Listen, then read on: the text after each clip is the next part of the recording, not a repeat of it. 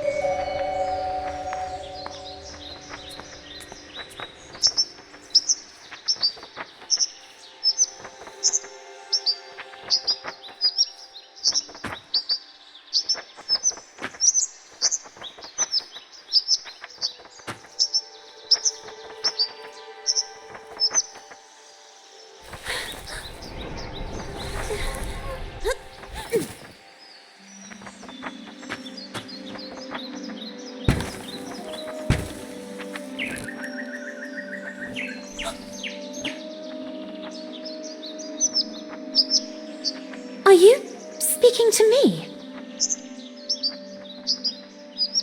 Princess? No, I mean, I believe so.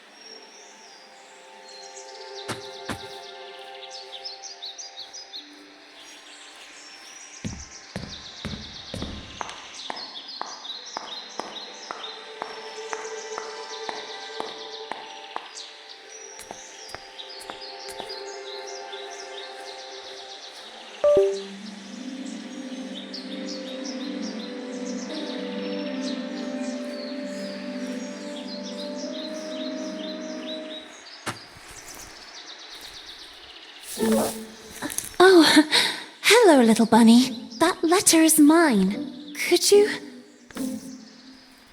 The sweet bespectacled bunny ignored the little girl and took the letter with them.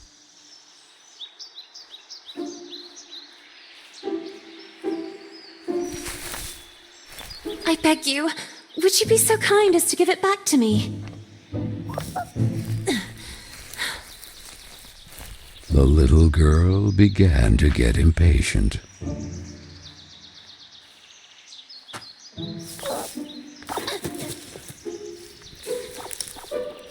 The little girl wouldn't let it win, so determined to recover Carole's letter, she followed the mischievous bunny.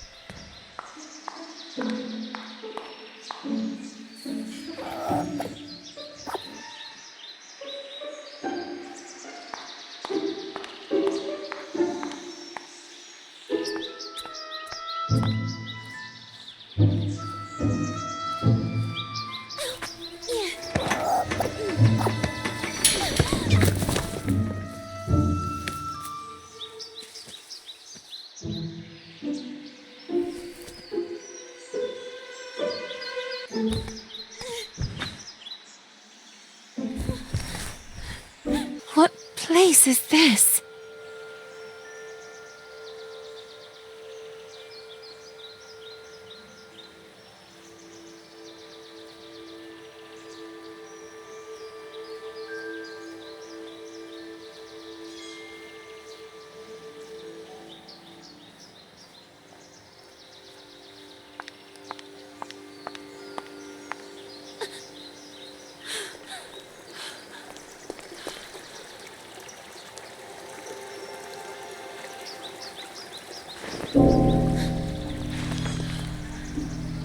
That kite, it reminded the little girl so much of her friend Carole.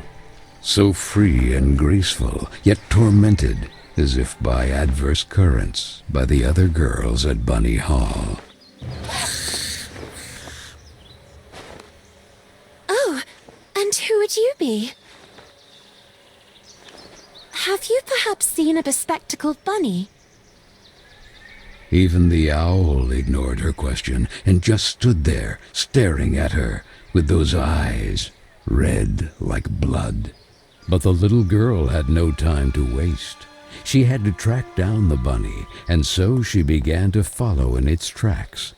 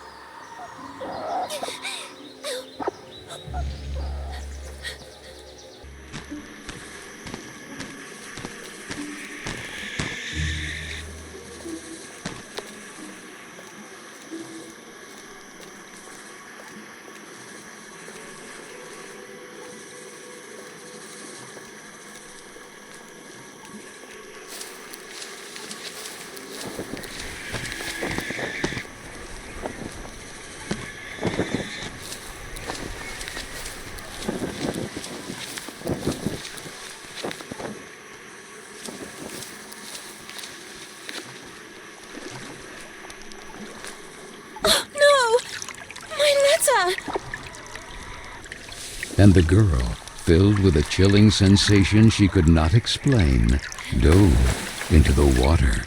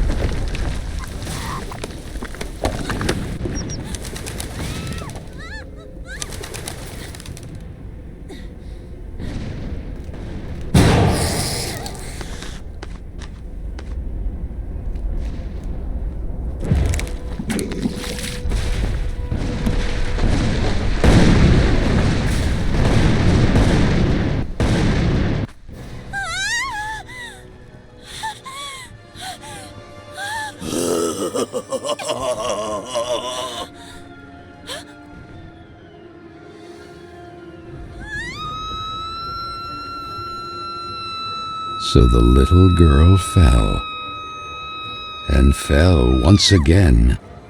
And while the man with the tar hat stood grinning, her thoughts drifted to that mysterious figure in the window of Bunny Hall, who silently stood watching her as she was swallowed up in her abyss.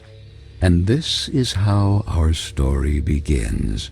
A letter, a roar, then a daring plunge, and a little girl, too small and inadequate for that world of ash, tar, and coal of which she was a part. Miss Benton! I am pleased to note that my voice is so soft that it encourages restful sleep in class. Would you be so kind as to share your wisdom on today's topic with your fellow classmates? There was a man made of tar, an owl, and a bunny with glasses. Such impertinence.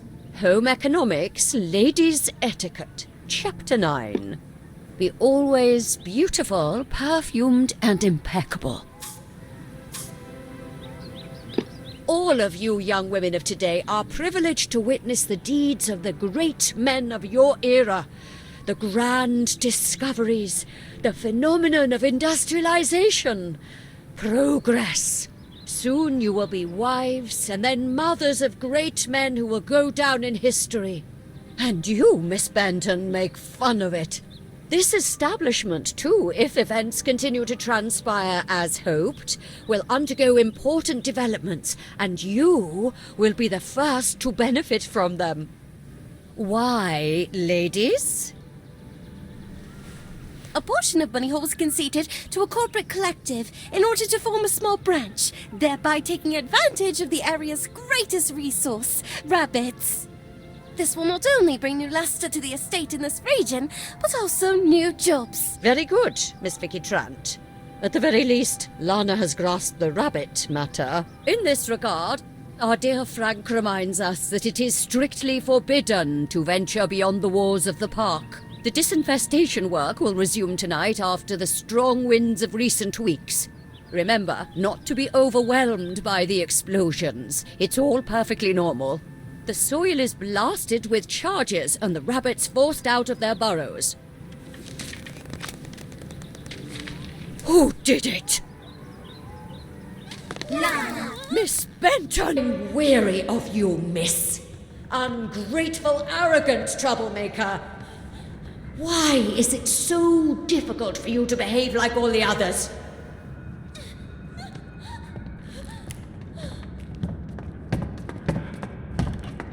The clock is ticking furiously. And you are a woman now. Therefore, it is high time you learn to behave like one, or accept the consequences of your ridiculous transgressions. You will help Miss Mildred with the chores. When you are done, ring the bell, and you will be allowed to return to your accommodation. But until then, don't even dream of leaving this place. This, for the little girl, was now the norm. Targeted by Vicky and the other girls, or simply scolded by the matrons of Bunny Hall, like Miss Hinman and her nauseating perfume. She constantly repeated herself sadly, "No, I don't want to grow up. I don't want time to flow furiously anymore. It would have been so nice instead to be able to take it back to when Carole was still there." It would be better to shed some light.